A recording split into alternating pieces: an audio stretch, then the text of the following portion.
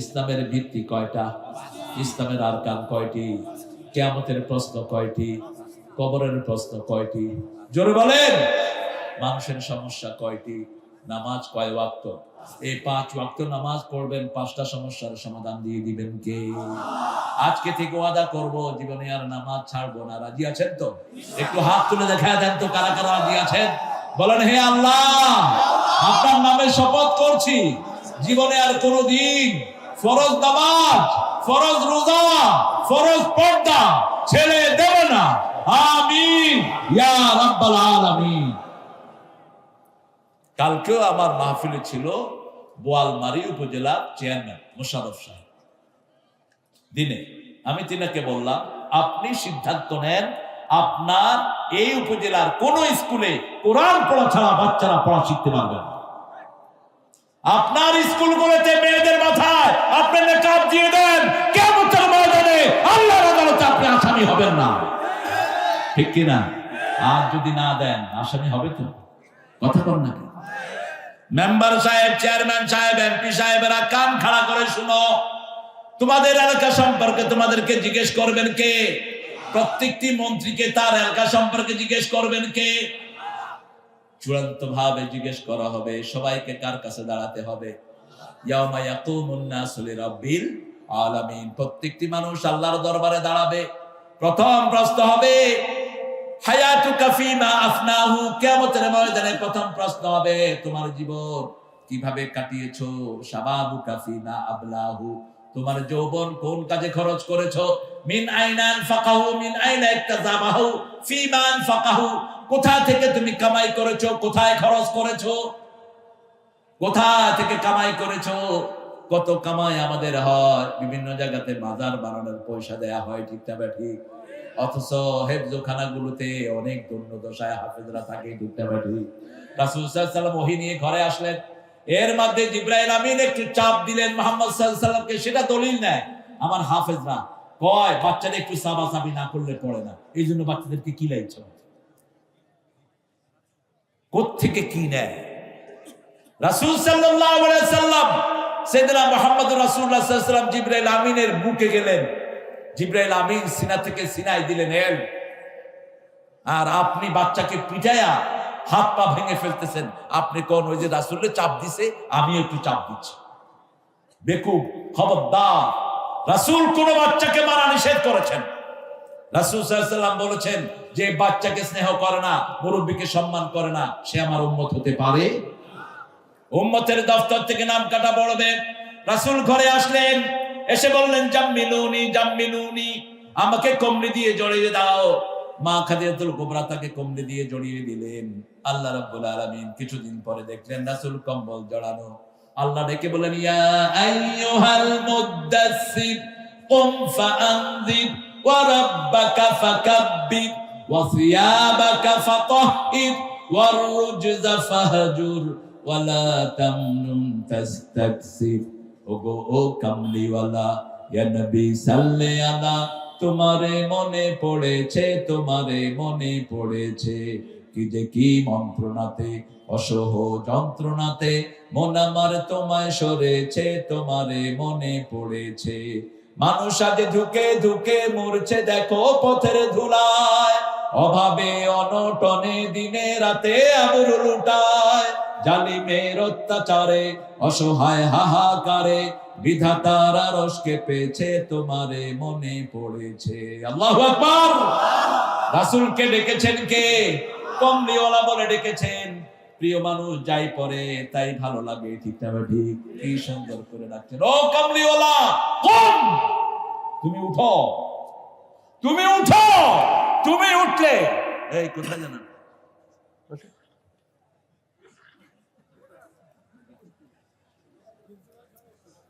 হ্যাঁ, আপনারা উঠবেন নাকি? কোন বেয়াদব ছাড়া কেউ উঠবে না। আমি তো সোনাবানের কিচ্ছা গাইতে বসি নেই, কোরআন পড়ছি, উঠোস কেন মূর্খ?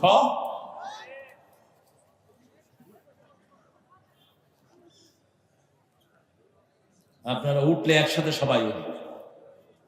কি স্যার কোথাও যাবেন নাকি? কোথায় যাবেন? আরে ফাজল মাদ্রাসা, আমিও কামাল মাদ্রাসার প্রিন্সিপাল। তো স্যার কোথায়? অনেক দূরে যাবেন? স্যারকে আপনারা ছেড়ে দেন, অনেক দূরে যাবেন। স্যার আমাদের অনেক ছাত্রদের প্রিন্সিপাল। স্যার আমাদের জন্য দোয়া করেন। আর আপনারা যারা উঠবেন উঠে যান। আমি কোনো মাহফিলে বসতে বলি না, জায়গাই তো পায় না, বসবে তো। হ্যাঁ, কোরআন নাজিলের কি বলতেছি বলেন তো? কোরআন নাজিলের ঘটনা, কোরআন নাজিলের ঘটনা। একটা ঘটনা বললাম। রাসূল কমলি জড়িয়ে শুয়ে থাকলেন, সান্ত্বনা দিলেন বিবি। এই জন্য একটু জ্ঞানী বিবি বিয়ে করবেন। বিবিকে জ্ঞানী বানানো স্বামীর দায়িত্ব। মা খাদিজাতুল কুবরাকে জ্ঞানী বানিয়েছেন রাহমাতাল লিল আলামিন। বিবিকে কখনো তুচ্ছ-তাচ্ছিল্য করবেন না। সব কাজ বিবির ঘাড়ে চাপিয়ে দিবেন না, যেটা আমাদের বদখাসল। কাপড় ধোয়া, বাচ্চা পালন করা, ঘর ঝাড়ু দেয়া সব বিবি করবে। আর উনি হলেন নবাবজাদা সলিমুল্লাহ কুকু, গিয়া শুধু ওয়ার্ডার দিবে। এরকম বেয়াদব আছে না? কথা কম না কেন? এরপরে আবার দোষ ধরে ডাইল এরকম রান্দিকে তুই জানিস না কেমন কম। কোথায় তোর লেখাপড়া? কোনদিন তিনি মহারানা দেয়া ছাড়া বিয়ে পড়ান নাই। আজকে কাজীগুলো অবৈধ পয়সা পাইলেই অবৈধ প্রেমের বিয়ে পড়ায়া দেয়। কোন গার্জিয়ান নাই, বিয়ে পড়ায়া দেয়। অথচ রাসূল বলছেন, মান তাজাওয়াজা বিগাইরি ইজনি ওয়ালিন ফানিকাহুহা বাতিলুন বাতিলুন বাতিলুন। যেই মেয়ে গার্জিয়ান ছাড়া বিয়ে করতে যায় তার বিয়ে বাতিল বাতিল বাতিল। কয়বার? তিনবার বললেন রাহমাতাল লিল আলামিন। আপনি কিসের ভিত্তিতে আপনি বিয়ে পড়ান? এরপরে বিয়ে যখন পড়ায় তখন মনে মনে থাকে ওই রাতে সকিনা থেকে মাপ চায় না। রাতে শুয়া কয়, সকিনা আমার মহারানা মাফ করে দে। কেউ যদি এই নিয়তে বিয়ে করে, মহারানা ধার্য করে, মাপ চেয়ে আল্লাহর কসম তার বিয়ে হয়নি। তুই জিনাকার, তোর বিয়ে হবে না। মহারানা ওদের অধিকার। আপনি কেন্তার পরিমাণ দেন না। কেন্তার হলো 40 আউকিয়াতে 40 দিনারে 1 আউকিয়া, এরকম 12,000 আউকিয়াতে 1 কেন্তার, অর্থাৎ কয়েক কোটি টাকা। যদি মহারানা ধার্য হয় আপনি দিবেন। মেয়ের দাম বেশি, মহারানাও বেশি। কয় হুজুর মোহরে ফাতেমে দিব। ফাঁকিবাজ কি দেখেন। আমি বললাম, আপনার মেয়ে কি ফাতেমা নাকি? আর যিনি বিয়ে করতেছেন উনি কি আলী নাকি? কোথায় আলী রাদিয়াল্লাহু আনহু? রাসূলের ঘরে রান্না হলে তিনি খেতেন। রাসূল বলতেন, আল ফকরু ফখরি, দরিদ্রতা আমার গর্ব, আমি দরিদ্র হয়ে গর্ববোধ করি। সুবহানাল্লাহ বলতে ইচ্ছা করে না? সব আল্লাহ দিয়েছেন, তারপরও তিনি দরিদ্রতার জীবন নিয়েছেন। ঠিক না বেটি? মা আয়েশা বলতেন, মাসকে মাস 3টা জিনিস আমাদের সাথে হতো। আমাদের ঘরে চুলায় আগুন জ্বলতো না। 3টা কালো জিনিস, পানি, খেজুর আর অলিভ। এই 3টা, অলিভের তেল, এই 3টা জিনিস আমাদের সাথী হতো। চুলায় আগুন জ্বলতো না। রাসূল সাল্লাল্লাহু আলাইহি সাল্লাম ওহী পেলেন। ওহী পেয়ে আর কোনদিন তিনি হারা গুহায় যান নাই। আমাদের যে সমস্ত মুরব্বীরা খানকার ভিতরে বসে থাকেন, খবরদার, ওহী পাওয়ার পরে আর খানকা নাই, খানকা ছেড়ে বাইরে আসেন। একদিনের জন্য আর হেরা গুহায় ওঠেন নাই। এখন মানুষের কাছে কাজ, ঠিক না ঠিক? বললেন, বাউনজিলা ইলাইকা মির রাব্বিক ফাইন লাম তাফআল ফামা বাল্লাগতা রিসালাতাক আল্লাহু ইয়াসিমুকা মিনান নাস আল্লাহু লা ইয়াহদিল কওমাল কাফিরিন। আপনি পৌঁছিয়ে দেন, প্রত্যেক মানুষের দ্বারে দ্বারে আপনি যান। ঠিক না ঠিক? কে বলছেন? কে বলছেন? প্রত্যেক মানুষের দ্বারে দ্বারে গিয়েছেন তিনি। যখনই সূরা মুদ্দাসসিরের প্রথম 3 আয়াত নাযিল হলো, রাসূল সাল্লাল্লাহু আলাইহি সাল্লাম সাফা পাহাড়ে গেলেন। সাফা পাহাড়ে গিয়ে নিজের জামা খুলে ঘুরালেন। আরবের লোকেরা কাপড় খুলে ঘুরাতো, সব খুলে ঘুরাতো। ওদের লাজ লজ্জা নাই। এখনো আমাদের দেশে কিছু লাজ লজ্জাহীন মানুষ আছে না নাই? রাসূল সাল্লাল্লাহু আলাইহি সাল্লাম কোনোদিন উলঙ্গ হন নাই। মুসলিম শরীফের হাদিস, 6 বছর বয়স, ওনার লুঙ্গি একটু উপরে তুলেছেন। ওনার চাচা আবু তালেব উনি অজ্ঞান হয়ে মাটিতে পড়ে গেছেন। একটা লজ্জাশীল আমির, যে লজ্জাশীল ছিলেন রাহমাতাল লিল আলামিন। রাসূল সাল্লাল্লাহু আলাইহি সাল্লাম হেরা গুহা সাফা পাহাড়ে উঠলেন। ইয়া সাবাহা বললেন। সব লোকেরা নিচে একত্রিত হলো। এটা মক্কার ট্রেডিশন। স্যার চলে যান, স্যার বেগি ফাটেন, স্যার আপনি দূর থেকে এসেছেন, আমরা আলোকিত হয়েছি স্যারের উপস্থিতিতে। আলহামদুলিল্লাহ। এই ধরে দেন না, কি নাম জানি আপনার স্যার? মাশাআল্লাহ, দেখা হয়েছিল কি আকরাম ভাই? আচ্ছা, আলহামদুলিল্লাহ, দোয়া করবেন আমাদের জন্য। আচ্ছা, ও আপনি ফোন করেছিলেন, ঠিক আছে। আল্লাহ স্যারকে কবুল করেন, জোরে বলেন আমিন। অনেক দূর থেকে এসেছেন স্যার, যারা দূর থেকে এসেছেন গাড়ি ঘোড়া তো পাবেন না, হেঁটে যাবেন আর কি। হাঁটলে শরীর ভালো থাকে। কি করবেন? হাঁটবেন বেশি বেশি। যা গাড়িতে যারা ওঠে এরা ডায়াবেটিস, এদের রোগ হয় বেশি। হাঁটবেন বেশি, খালি পায়ে হাঁটলে তো আরো ভালো। রাসূল সাল্লাল্লাহু আলাইহি ওয়াসাল্লাম যখন ইয়া সাবাহা বললেন, সব লোকেরা গেল। যারা যেতে পারলো না তাদের প্রতিনিধি পাঠানো হলো। বললো তুমি যাও, আলামিন ডেকেছে। যে জীবনে একবারও মিথ্যা কথা কর না কেন? মক্কার সব সালিশ করতেন রাহমাতাল লিল আলামিন। যখন মক্কায় হজরে আসওয়াদ সরানো হলো, কাবা সংস্কার হলো, হজরে আসওয়াদ কে বসাবে এটা নিয়ে সারা মক্কায় ঝগড়া। প্রত্যেক কওম রক্তের ভিতরে আঙ্গুল চুবিয়ে বলছে, যদি ওই গোত্র এই পাথরে হাত দেয় আমরা ওই গোত্রের বিরুদ্ধে যুদ্ধ ঘোষণা করলাম করে দিবে। ঘরের ভিতরে যতক্ষণ রাসূল আসতেন না, খাওয়া বাড়তেন না। তিনার ছেলে আলী, জাফর এরা কান্ত ক্ষুধার যন্ত্রণায়, বলতো আব্বা ভাত দাও, আমাদেরকে রুটি দাও, খাওয়া দাও। তিনি বলতেন আমার ভাতিজা আসতে দাও। পরবর্তী পর্যায়ে তারা জিজ্ঞেস করলো কেন ভাতিজার জন্য অপেক্ষা করো? তিনি বললেন তোমরা যতক্ষণ আছো তোমাদের থাকলে এটা বরকত বাড়বে না, কিন্তু মুহাম্মদ আসলে তার বরকত শেষ হবে না। সবাই খাওয়ার পরে আল্লাহ বরকত দিয়ে দিবে। যখনই তিনি বললেন আমি এটার বিচার মীমাংসা করব, সবাই বলল আপনি করেন। তিনি বললেন সুবহ সাদিকে কালকে সকাল বেলায় ফজরের সবার আগে যে কাবা করে যেতে পারবে সে এটার ফয়সালা দিবে। সবার আগে সুবহ সাদিকের নবী কাবা ঘরে হাজির। রাসূল সাল্লাল্লাহু আলাইহি ওয়াসাল্লামের কাছে সবাই গেল। এবার সবাইকে বলল একটা বড় চাদর নিয়ে আসেন। চাদর আনা হলো। এই চাদরের প্রত্যেক কোনায় কোনায় প্রত্যেক গোত্রের লোকেরা ধরেন। সবাই মিলে চাদরের কোনায় কোনায় ধরলো। সেটার উপরে পাথর রাখলেন মুহাম্মদ সাল্লাল্লাহু আলাইহি ওয়াসাল্লাম। সবাই খুশি, মুহাম্মদ সাল্লাল্লাহু আলাইহি ওয়াসাল্লামের উপরে সবাই খুশি। তিনি মক্কার শ্রেষ্ঠ বিচারক নির্বাচিত হয়ে গেলেন। এবার তিনি সাফা পাহাড়ে যখন উঠলেন, উঠে ঘোষণা করলেন আতুসাদ্দিকুনি, তোমরা কি আমাকে বিশ্বাস করো নাকি? সবাই বলল আল্লাহে তাল্লাহে বিল্লাহি, আল্লাহর কসম তোমার চেয়ে বিশ্বাস আর কাউকে করি না। তিনি বললেন আমি যদি বলি এই পাহাড়ের পিছনে একদল সৈন্যবাহিনী বসে আছে, যে কোনো সময় আপনাদের উপর আক্রমণ করবে, আপনারা কি বিশ্বাস করেন নাকি? সবাই বলল হ্যাঁ বিশ্বাস করি। এবার রাসূল সাল্লাল্লাহু আলাইহি ওয়াসাল্লাম বললেন আপনারা জানেন গত 5 বছর আমি হেরা গুহায় ধ্যান করেছি। গত কয়েক রাত আগে আমার কাছে জিবরাইল আমিন এসেছেন, আমাকে একটা ছোট্ট কালেমা দিয়েছেন। এটা যদি আপনারা মেনে নেন, দুনিয়ারও মালিক আপনারা, আখিরাতেরও মালিক আপনারা। এবার তিনি বললেন কুলু লা ইলাহা ইল্লাল্লাহ তুফলিহুন, তোমরা বলো আল্লাহ ছাড়া কোনো ইলাহ সফলতা দান করবেন কে? প্রথম পাথর উঁচু করলো নিজের বেয়াই। 2 মেয়েকে তার 2 ছেলের সাথে বিয়ে দিয়েছে। উম্মে হাবিবা উম্মে কুলসুমকে আবু লাহাবের 2 ছেলের সাথে বিয়ে দিয়েছে। কোন আবু লাহাব? এই আবু লাহাব প্রথম রাসূল সাল্লাল্লাহু আলাইহি ওয়াসাল্লামের দুধের জন্য তার মেয়েকে, তার একটা বান্দিকে দেয়। 1 মাস ওই বান্দি রাসূল সাল্লাল্লাহু আলাইহি ওয়াসাল্লামকে দুধ পান করায়। অতঃপর যখন দুধ পান করিয়ে রাসূল সাল্লাল্লাহু আলাইহি ওয়াসাল্লামকে তার ঘরে আসলো, সে এই আঙ্গুল দিয়ে বলল আমার ভাতিজাকে তুমি দুধ পান করিয়েছো, আজকে থেকে তুমি স্বাধীন। বুখারীর বর্ণনা এসেছে, ইবনে আব্বাস রাদিয়াল্লাহু বলছেন রাসূল সাল্লাল্লাহু আলাইহি ওয়াসাল্লাম বলেছেন আবু লাহাবের সারা শরীরকে আগুনে খাবে, কিন্তু এই আঙ্গুলটাকে আগুনে খাবে না, কারণ এই আঙ্গুলটা দিয়েই রাসূলের দুধ মা ওই মেয়েটাকে তিনি আজাদ করে দিয়েছিলেন। আরো আসতে কেন না সুবহানাল্লাহ, কথা কি বুঝেন না?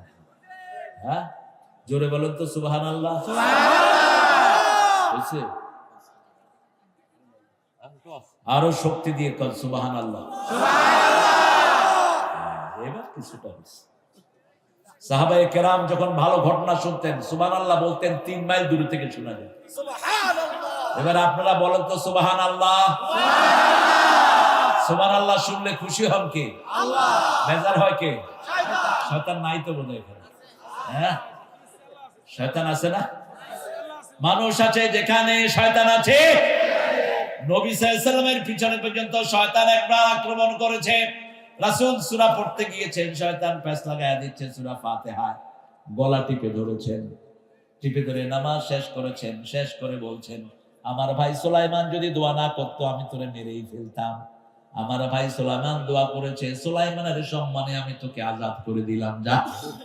রাসূল সাল্লাল্লাহু আলাইহি ওয়াসাল্লাম বলছেন, প্রত্যেক মানুষের সাথে একজন জিন শয়তান থাকে, সবার সাথে থাকে। রাসূল সাল্লাল্লাহু আলাইহি ওয়াসাল্লামকে সাহাবায়ে কেরাম প্রশ্ন করেন, আপনার সাথে আছে নাকি? রাসূল বলেন, আমার সাথে যেটা আছে সেটা ইসলাম গ্রহণ করে নিয়েছে। আলহামদুলিল্লাহ বলেন। সেটা পড়েছে লা ইলাহা ইল্লাল্লাহু মুহাম্মাদুর। রাসূল সাল্লাল্লাহু আলাইহি ওয়াসাল্লাম যখন হেরা গুহা থেকে আসলেন, মাথার কাছে বসলেন খাদিজাতুল কুবরা। তিনি বললেন, তুমি এতিমদেরকে আশ্রয় দাও, বিধবাদেরকে আশ্রয় দাও, অনাহারের মুখে খাবার তুলে দাও, মজলুমের পক্ষে তুমি দাঁড়াও। কোন বিপদ আল্লাহ তোমাকে দান করবেন না, হেফাজত করবেন কে? যারা মজলুমের পাশে দাঁড়ায় তাদেরকে হেফাজত করবেন কে? যারা অনাহারের মুখে খাবার তুলে দেয় তাদেরকে হেফাজত করবেন কে? যারা বিধবাকে ঘরে আশ্রয় দেয় তাদেরকে হেফাজত করবেন কে? যারা সব সময় মজলুমের পক্ষে থাকে তাদেরকে হেফাজত করবেন কে? আজকে রাজু একটা ঘটনা বলেছিল, আপনাদের এখানের এক লোক একটা মুরগি, দুটা মুরগি, গ্রাম্য মুরগি নিয়ে একজন ব্যবসায়ী বসা, গরিব ব্যবসায়ী। তো 2000 টাকা দাম উঠেছে মুরগির, কিন্তু আরেক মোড়ক, তিনি একটু নাম করা, তিনি এসে বললেন, এই তোর মুরগি দুইটা কত? বললো যে একটু আগে 1000-2000 টাকা দাম করেছে, আমি দিইনি স্যার, আপনি যা দেন। ওই লোকটা মুরগি নিয়ে 1500 টাকা দিল লোকটাকে। লোকটা কানলো কিন্তু কোনো পয়সা দিল না। বলছে, যদি আবার চাস এই 1500 টাকা কেড়ে নিয়ে যাবে। ওই পান্ডা, তুই মনে করেছিস দুনিয়ায় শেষ, তোর পিঠের চামড়া আল্লাহ তুলে ফেলবে কিয়ামতের ময়দানে। ওই গরিব মাফ করার আগ পর্যন্ত আল্লাহ তোর মতো বেয়াদবকে মাফ করবে না। ঠিক তো বেঠে? এই সমস্ত বেয়াদব সমাজে আছে না নাই? মুসা আলাইহিস সালাম দেখেছিলেন এরকম ফেরাউনের এক সেনাপতি বনি ইসরাইলের এক দোকানদার থেকে তরকারি নিয়েছে। তরকারি নেওয়ার পরে বিভিন্ন বর্ণনা এসেছে, তরকারি নেওয়ার পরে সে তরকারির দাম চাইল, আমারে চিনোস না, চিনোস না? মুসা আলাইহিস সালাম বললেন, চিনি না, পয়সা দে। অস্বীকার করলো। কি মারলো? কি মারলো? কথা বল না কেন? কি মারলো? একটা চোয়ার মারলো। এক চোয়ারে কি হয়েছে? যখনই ফেরাউন শুনেছে তার সৈন্যরে কে যেন চোয়ার মেরে মেরে ফেলেছে, মুসা ছাড়া এটা কেউ করে নেই, কারণ ছোটকালে হেও তো খাইছিল দিয়ে একটা। ভালো করে চিনে মুসা আলাইহিস সালাম চলে গেছেন, দেশ ছেড়ে চলে গেলে ওনার লাভ হয়েছে কি হয়নি? এক হিজরতেই তিনি নবী। তিনি কি নবী? আলহামদুলিল্লাহ বলেন। মুসা আলাইহিস সালামের মেসওয়াক শ্বশুরের থেকে লাঠি হিসাবে উপহার পেলেন, সেই লাঠি ছেড়ে দিলেন, লাঠি কি হয়ে গেল? সাপ হয়ে গেল। মুসা আলাইহিস সালামকে চিনলেই আল্লাহকে চিনবেন। কাকে? আল্লাহ বলছেন, আমি আমার জন্য মুসাকে বাছাই করেছি। সুবহানাল্লাহ বলতে ইচ্ছা করুন। মুসার নাম কোরআন শরীফে সবচেয়ে বেশি, 136 বার এসেছে মুসা আলাইহিস সালামের নাম। আর রাসূলের মোহাম্মদ নাম 4 বার, আহমদ 1 বার, কিন্তু বাশিরা, নাজিরা, নবী, কুল বলে 450 বার রাসূলকে আল্লাহ আহমদ করেছে। এবার রাসূল সাল্লাল্লাহু আলাইহি সাল্লাম ওই 5টা আয়াত নিয়ে আসলেন। ইয়া আইয়ুহাল মুদাসসির কুম ফাআনজির ওয়া রাব্বাকা ফাকাব্বির ওয়া সিয়াবাকা ফাতাহির। হে নবী, আপনি জাগেন। আপনি জাগার কারণে এখন 150 কোটি মুসলমান জেগেছে। ঠিক না ঠিক?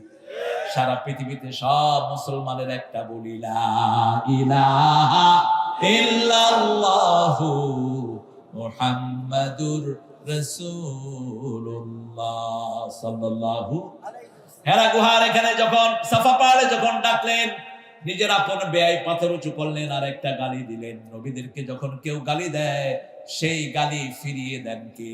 আল্লাহ। নবীদেরকে কেউ যখন মারতে যায় তাকে মেরে ফেলেন কে? যখনই নবীকে গালি দিলেন, তাব্বান লাকা ইয়া মুহাম্মদ লিআযা জামাআতানা, তোমার ধ্বংস হোক, এজন্য আমাদেরকে এখানে একত্রিত করেছো। আবু লাহাব বলেছিল কথাটি। আল্লাহ রাব্বুল আলামিন বললেন, মুহাম্মদকে তাব্বাতের জন্য পাঠায়নি। তাব্বাত ইয়াদা, পড়েন, তাব্বাত ইয়াদা আবি লাহাবিন ওয়া তাব মা আগনা আনহু মালুহু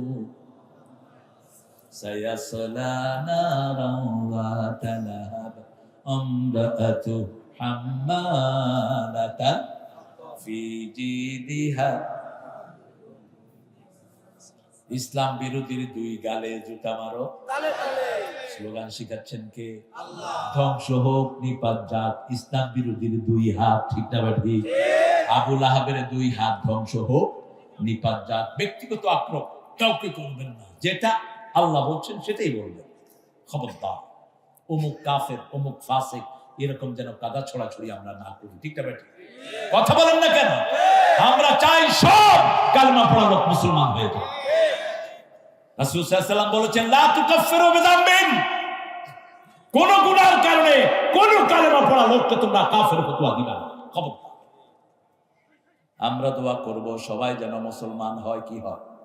মুসলমান হয়ে যায়। রাসূল সাল্লাল্লাহু আলাইহি ওয়াসাল্লাম এরপরে ঘরে দাওয়াত দিলেন, খাওয়া আছে, যেখানে মানুষ আছে সেখানে। রাসূল নিজে খুব ভালো রান্না করতে পারতেন। আর মক্কার শ্রেষ্ঠ ধনী রমণী মা খাদিজাতুল কুবরার ঘরে দাওয়াত, পয়সার দাওয়াত কেউ মিস করতে চায় না। যেমন রবিউল ঘরে দাওয়াত দিলে সবাই আসে, কারণ জানে যে 12 আইটেমের মাছই খাওয়া যাবে, ঠিক না? রবিউল এই জায়গা থেকে আলেমদেরকে ধরে আনতেছে। দেখে এই আলেমগুলোরে ভালো ভালো জায়গাতেও একসাথে করা যায় না। আলহামদুলিল্লাহ কইবেন না? মোস্তাকিম নবী হয়তো মনে মনে কইব, মামারে তো অনেক বড় চিন্তা করছিলাম, মামা কোথায় নিয়ে আমার ইংলিশ।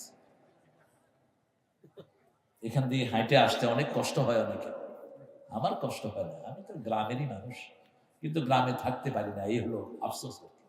গ্রাম যে কত উন্নত, আপনাদের গ্রাম কত অক্সিজেনের বাক্স এখানে, ঠিক কিনা?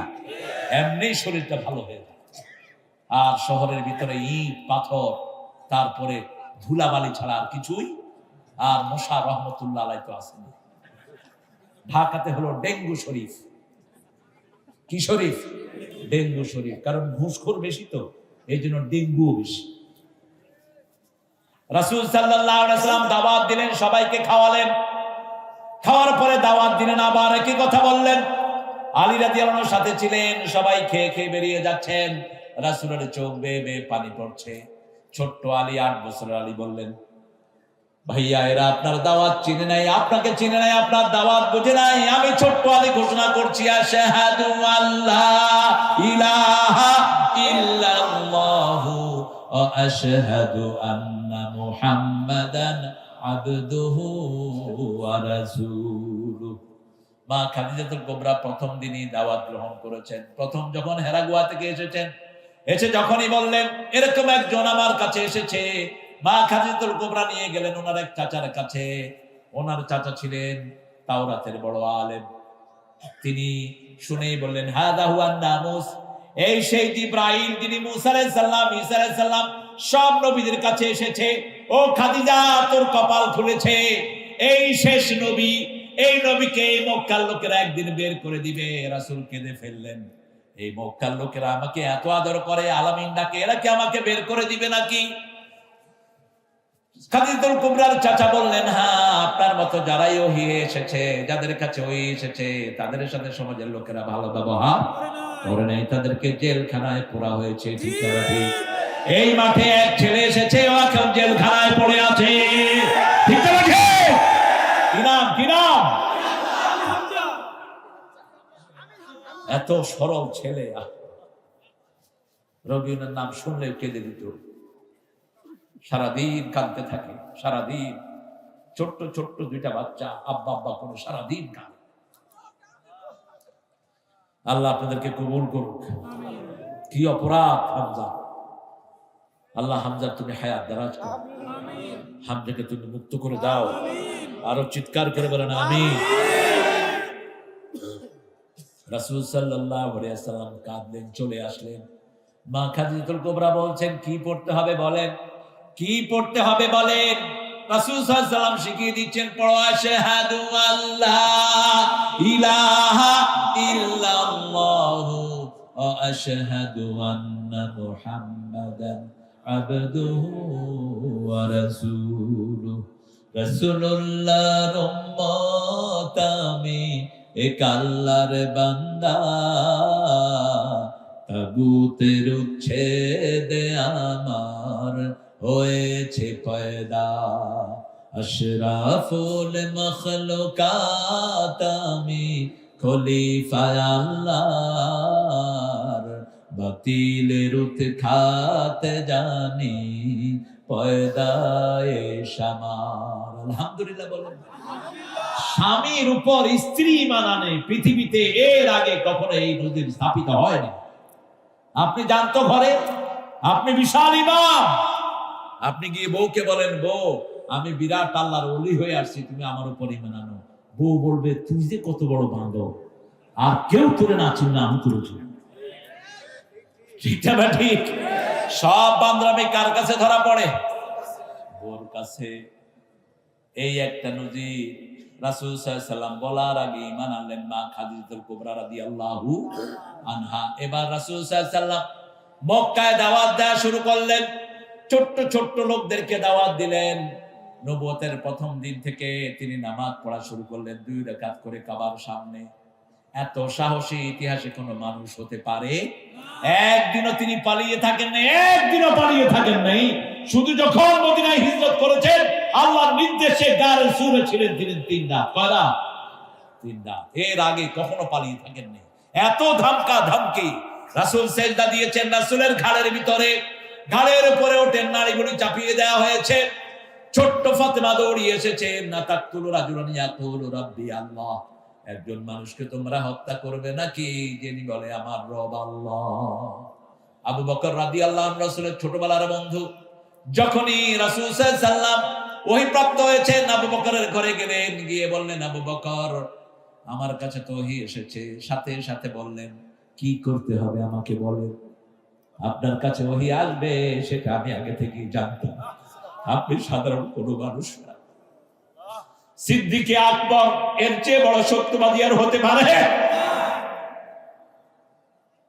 কি করতে হবে বলেন? পড়ো লা ইলাহা ইল্লাল্লাহু মুহাম্মাদুর রাসূলুল্লাহ সাল্লাল্লাহু আলাইহি ওয়াসাল্লাম। সুমাইয়া রাদিয়াল্লাহু আনহা ঈমান আনলেন, খাব্বাব ঈমান আনলেন। গরীব লোকেরা ঈমান আনতে লাগলেন বেশি। আর রাসূলের জামাইদের মধ্যে ওসমান ইবনে আফফান ঈমান আনলেন। যখনই তিনি ঈমান আনলেন, তার চাচা তাকে বেঁধে বেঁধে পিটালেন। এত ভাবে তাকে পিটানো হতো। আবিসিনিয়া যখন প্রথম হিজরতের নির্দেশ দেওয়া হলো, রাসূল বললেন, ওসমান তুমি তাড়াতাড়ি হিজরত করো। ওসমান রাদিয়াল্লাহু আনহু রাসূলের বিবিকে নিয়ে, রাসূলের মেয়েকে নিয়ে হিজরত করলেন। মেয়েকে নিতে পারলেন না, তিনি একলা হিজরত করলেন। তারপরে আবার ফিরে আসলেন। এইভাবে রাসূলের দাওয়াত মক্কায় ছড়িয়ে পড়লো। রাসূল সাল্লাল্লাহু আলাইহি ওয়াসাল্লাম যখন হিজরতের আখ্যান দিয়ে প্রায় শেবে আবু তালেবের ভিতরে অর্ধেক নবুয়তের সময় যখন গেল, রাসূলকে সামাজিক ভাবে তারা বয়কট করলো। শেবে আবু তালেবের পাহাড়ের গুহার ভিতরে রাসূলকে জেলখানায় বন্দী করা হলো। আমাদের দেশের জেলখানার ভিতরে 3টা জিনিস আমরা পাই, থালা বাড়ি, থালা বাড়ি, কথা কর না, থালা বাড়ি, জেলখানার এই। কিন্তু ওখানে থালাও নাই, বাড়িও নাই, কম্বলও গাছের ছাল খেয়েছেন মা খাদিজাতুল কুবরা রাদিয়াল্লাহু আনহা, গাছের পাতা খেয়েছেন। রাসূল সাল্লাল্লাহু আলাইহি ওয়াসাল্লাম 3 বছর পর্যন্ত এই জেলখানায় আটক ছিলেন। অবশেষে সেখান থেকে মুক্ত করেছেন কে? মিথ্যা মামলা যারা দাও তাদের দুনিয়াও শেষ, আখিরাতও শেষ। যারা মিথ্যা কথা বলে তাদের দুনিয়াও শেষ, আখিরাতও। আল্লাহ বলেছেন সূরা হজের 30 নম্বর আয়াত, ইসতানিবুর রিজসা মিনাল আওসাম ওয়াসতানিবু কাওলাজ যুর, মূর্তি পূজা ছেড়ে দাও আর মিথ্যা কথা ছেড়ে দাও। মিথ্যা আছে যেখানে শিরক আছে, শিরক আছে যেখানে মিথ্যা আছে সেখানে। মুনাফিকের প্রথম কথা কি? মিথ্যা। প্রথম কি? মিথ্যা। আজকে ওয়াদা করব আর মিথ্যা কথা বলবো না, এটাকে সবচেয়ে ঘৃণা করেন কে? কাবুরা মাকতান ইনদাল্লাহি আন তাকুলু মা লা তা'লামুন। শেষ করে দেব এখন ইনশাআল্লাহ। ইন্নাল্লাহ 12টা বেজে গেছে। আমার তো 12টা বাজে, আপনাদের কয়টা বাজছে? আমার 12টা বাজাই ছাড়ছে না। একটা ছোট্ট হাদিসের ঘটনা বলে শেষ করে দিচ্ছি ইনশাআল্লাহ। হ্যাঁ, গজল বলবো। রাসূল সাল্লাল্লাহু আলাইহি ওয়াসাল্লামের একজন সাহাবী রাসূল সাল্লাল্লাহু আলাইহি ওয়াসাল্লামকে এসে বলছেন, ইয়া রাসূলুল্লাহ, আমি 3টা কাজ করি। কয়টা? আমি মদ খাই। আমি কি খাই? মদ খাই। আমি মিথ্যা কথা বলি, আমি বাজে কাজ করি। আপনি আমাকে একটা জিনিস ছাড়তে বলবেন। কয়টা? একটা। রাসূল বললেন, তুমি মিথ্যা কথা বলো না। রাসূল ছিলেন দুনিয়া আখিরাতের সর্বশ্রেষ্ঠ ডাক্তার, ঠিক কি না? কত বড় ডাক্তার দেখেন। এক সাহাবী এসে বলছেন, ভালো সাহাবী ছিলেন না তিনি এসে বলছেন, হুজুর, আমি জিনা করব, অনুমতি দেন। আমি কি করব? আমি জিনা করব, অনুমতি দেন। রাসূল চুপ করে আছেন, আবার বললেন, আমি জিনা করব, অনুমতি দেন। আবার বলল, আমি জিনা করব, অনুমতি দেন। রাসূল সাল্লাল্লাহু আলাইহি ওয়াসাল্লাম এবার আস্তে করে বললেন, শুনো, এই কাজটা যদি তোমার আম্মা করে, কয় আম্মা ডাকুন না। যদি তোমার মা করে, যদি তোমার বোন করে, বোন ডাকবো না। যদি তোমার বিবি করে, বিবি রাখবো না। যদি তোমার খালা করে, খালা রাখবো না। এবার রাসূল আস্তে করে ঘুরে গিয়ে বললেন, তুমি যে মেয়ের সাথে এই কাজটার চিন্তা করেছো, সে তো হয় তোমার মায়ের মতো হতে পারে, অথবা তোমার বউয়ের মতো হতে পারে, অথবা তোমার বোনের মতো হতে পারে, তোমার খালার মতো হতে পারে। নিজের জন্য যেটা পছন্দ করো না, আরেকজনের জন্য কিভাবে সেটা পছন্দ করলে? কেঁদে ফেললেন। সাহাবী বললেন, হুজুর, আমি আর কোনোদিন এই বাজে চিন্তা করব না। কি হিকমত তিনার! সাহাবী বললেন, হুজুর, আমি একটা ছাড়বো, মিথ্যা কথা আমি বলবো না। প্রত্যেক অপরাধ নাই মিথ্যা কথা বলে অপরাধ করে, ঠিক না ঠিক? মদ খেতে যায়, মিথ্যা কথা বলে যায়। জুয়া খেলতে যায়, মোর সাথে মিথ্যা কথা বলে, ঠিক না ঠিক? যখন সন্ধ্যার সময় মদের নেশা উঠেছে, কাপড় চোপড় পরে বেরিয়ে বউ এসে বলছে, কোথায় যাও? কয় না, আজকে যাবো না। কারণ ও ভালো করেই জানে, যদি মিথ্যা কথা বলে রাসূলকে জানিয়ে দিবেন কে? আল্লাহ জানিয়ে দিবেন। প্রথম দিন আবার উঠেছে, কই যাও? কয় না, আজকে যাবো না, এমনি উঠছি। আবার উঠেছে, এই যাও কই? দেরি তো যাও, আজকে কি হয়েছে? কয় না, আজকে যাবো না। প্রথম দিন শেষ, দ্বিতীয় দিন, তৃতীয় দিনও শেষ, চতুর্থ দিন রাসূলের কাছে হাজির। ইয়া রাসূলুল্লাহ, আমি একটা গুনাহ ছেড়ে দিয়েছি, আমার সব গুনাহ বন্ধ হয়ে গেছে। লিমা তাকুলুনা মা লা তাফআলুন কাবুরা মাকতান ইনদাল্লাহি আন তাকুলু মা লা তাফআলুন। এর চেয়ে ঘৃণার আর কিছুই। আমরা আজকে ওয়াদা করব, কোন মিথ্যা কথা আমরা বলবো। সত্যের জন্য যদি শহীদ হতে হয়, আমরা রাজি আছি না? নাই? হাত তুলে দেখাও মুসলমান।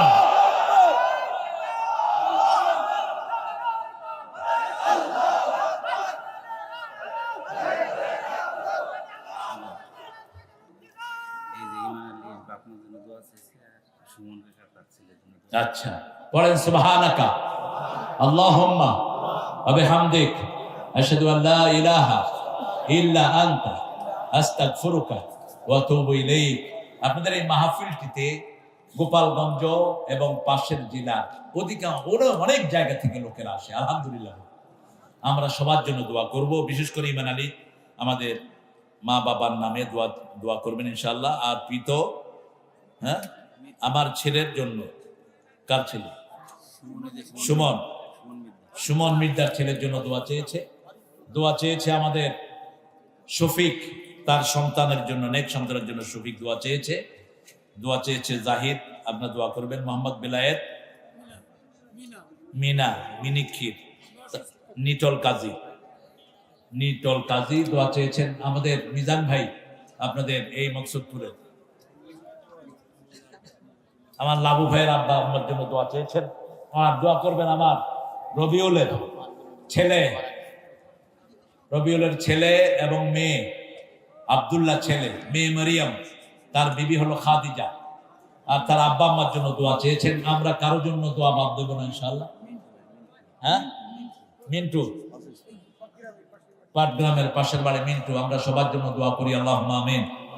لا إله إلا هو الحليم سبحان رب العرش العظيم اللهم صل وسلم على نبينا محمد وعلى آله وصحبه أجمعين ربنا ظلمنا أنفسنا وإن لم تغفر لنا وترحمنا لنكونن من الخاسرين ربنا آتنا في الدنيا حسنة وفي الآخرة حسنة وقنا عذاب النار ربنا وآتنا ما وعدتنا على رسلك ওয়ালা তুখজিনা ইয়াওমাল কিয়ামা ইন্নাকা লা তুখলিফুল মিয়াদ।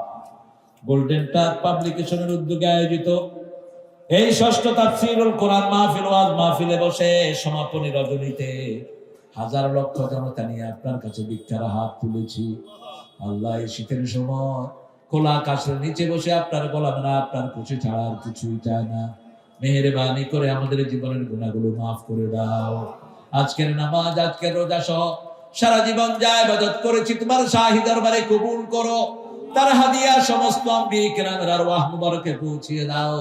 বিশেষ করে যে নবী আলাইহিস সালাম সারা জীবন উম্মতি উম্মতি বলে কেঁদেছে, সেই নবী আলাইহিস সালামের রওজা মুবারকে আমাদের সওয়াব পৌঁছিয়ে দাও। এ পর্যন্ত যত মুমিন মুমিনাত মুসলিম মুসলিমাত কবরের বাসিন্দা হয়েছে সবার আরওয়াহে সওয়াব পৌঁছিয়ে দাও। বিশেষ করে আমরা যারা হাত তুলেছি, অনেকের মা দুনিয়াতে নাই, অনেকের বাবা দুনিয়া থেকে বিদায় হয়ে গেছে। পিতামাতার দিন কোনদিন কোন সন্তান শোধ করতে পারে না। পিতামাতার জীবনের গুনাহগুলো মাফ করে দাও। পিতামাতার গায়ে বেহেশতের পোশাক পরিয়ে দাও। যাদের পিতামাতা বেঁচে আছে হায়াত দারাজ করো, নেক আমলের তৌফিক দাও, রোগ বিমারি থেকে শাফা দাও।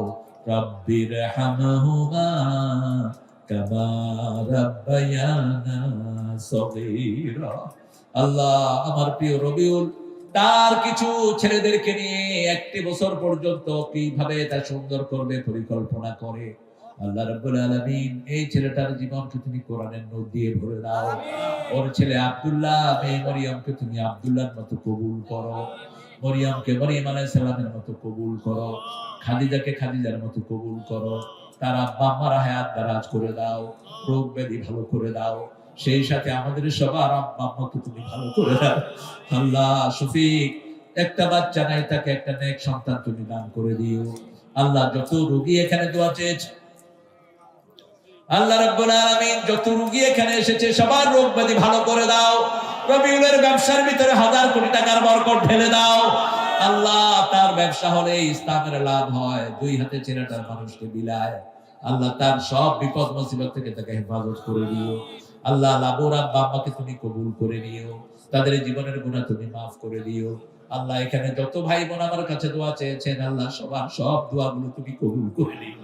আল্লাহ রাব্বুল আলামিন আমাদের পুলিশ বাহিনী, আমাদের র‍্যাব, আমাদের এসসিএস, এসপিডিসি সবাইকে তুমি ইসলামের জন্য কবুল করো। আল্লাহ, বাংলাদেশের সব দলের নেতাদেরকে তুমি ইসলামের জন্য কবুল করো। আল্লাহ, এই মাঠকে আলোকিত করেছে আমার হামজা। আল্লাহ, হামজার হায়াত তুমি দারাজ করে দাও। আল্লাহ, হামজাকে আমাদের মাঝে তুমি ফিরিয়ে আনো। আল্লাহ রাব্বুল আলামিন যত বড় বড় আলেমরা বিভিন্ন জায়গায় কষ্টে আছে, সব বিপদ থেকে তাদেরকে হেফাজত করো। আল্লাহ রাব্বুল আলামিন এই মাঠকে কিয়ামত পর্যন্ত ইসলামের জন্য কায়েম ও দায়েম করে দাও। এই মাঠে যত উলামা হযরত এসেছেন সবাইকে তুমি কবুল করো। মসজিদের আইমায়ে কিরামকে কবুল করো। রাজুর স্বাস্থ্যটাকে তুমি ভালো করে দিও। সেই সাথে যত রোগী এখানে এসেছে সবাইকে রোগ মুক্ত করে এখান থেকে ফেরত দিও। আল্লাহ, যত দূর থেকে এসেছেন তত বেশি বরকত সবাইকে নাজিল করে দাও। আল্লাহ, কিয়ামত পর্যন্ত এই মাহফিলকে তুমি কায়েম ও দায়েম করে দিও। আল্লাহ রাব্বুল আলামিন সারা দুনিয়ার মুসলমান আজকে বড় কষ্টে আছে। বিশেষ করে 2টা দেশে ভূমিকম্প হয়েছে। আল্লাহ, সিরিয়া টার্কির মুসলমানদেরকে তুমি হেফাজত করো। ভূমিকম্পে যারা মারা গেছে তাদেরকে শহীদ হিসেবে কবুল করে নাও। সব রকমের বিপদ মুসিবত থেকে সারা দুনিয়ার মুসলমানদেরকে হেফাজত করো। বাংলাদেশের সব মানুষকে সব বিপদ মুসিবত থেকে তুমি হেফাজত করো। আসমানি জমিনি বালা মুসিবত থেকে হেফাজত করো। সুদের মতো হারাম ব্যবসা থেকে আমার সব ভাই বোনদেরকে তুমি রক্ষা করো। আল্লাহ, আমাদের প্রিয় ওসি আবু বকর ভাইকে তুমি আবু বকরদের মতো কবুল করো। আল্লাহ, ওসিদের মধ্যে বড় আল্লাহর ওলি পর্যন্ত পাওয়া যায়। আল্লাহ, এই ওসিদেরকে সব বিপদ মুসিবত থেকে তুমি হেফাজত করো। সব ওসিদেরকে তুমি ইসলামের শ্রেষ্ঠ সৈনিক বানিয়ে দাও। আল্লাহ, আমাদের সব সৈন্যদেরকে ইসলামের সৈনিক বানিয়ে দাও। আল্লাহ, আমার মিজান ভাইকে তুমি হায়াত দারাজ করে দিও, তার রোগ ব্যাধি তুমি ভালো করে দিও। আল্লাহ, যতগুলো প্রতিষ্ঠানের বাচ্চারা এসেছে সবগুলো বাচ্চাদেরকে তুমি কবুল করে নিও। পরীক্ষার রেজাল্ট তাদের দিয়েছে, শ্রেষ্ঠ রেজাল্ট তাদেরকে তুমি দান করে দিও। আল্লাহ, জানি না কারো জানাজার কাপড় দোকানে এসেছে। আল্লাহ, এখানে যত উলামা হযরত কথা বলেছেন আব্দুল্লাহ আলমিনের হায়াত দারাজ করো, মুফতি রফি বিন মুনিরকে তুমি কবুল করো, মাওলানা হাসিবুর রহমানকে কবুল করো, মুফতি মুশতাকুন নবী কাসিমীকে তুমি কবুল করো, আব্দুল হাই মোহাম্মদ সাইফুল্লাহকে তুমি কবুল করো, ইয়াহিয়া তুকিকে তুমি কবুল করো, সাদিককে তুমি কবুল করো, আল্লাহ আব্দুর রহিম সাহেবকে তুমি কবুল করো, আল্লাহ সেই সাথে যত ওলামা হযরত সারা দুনিয়ায় দ্বীনের দাওয়াত দেয় সবাইকে তুমি কবুল করো। আল্লাহ রাব্বুল আলামিন, জানি না কার কখন মৃত্যু এসে যাবে, মুমিন না করে আমাদেরকে নিও না, পরিপূর্ণ মুসলমান না বানায় দিও না। যেই দিন মালাকাল মউত দুয়ারে হাজির হবে সেই দিন জবানে জারি করে দিও লা ইলাহা ইল্লাল্লাহু মুহাম্মাদুর রাসূলুল্লাহ।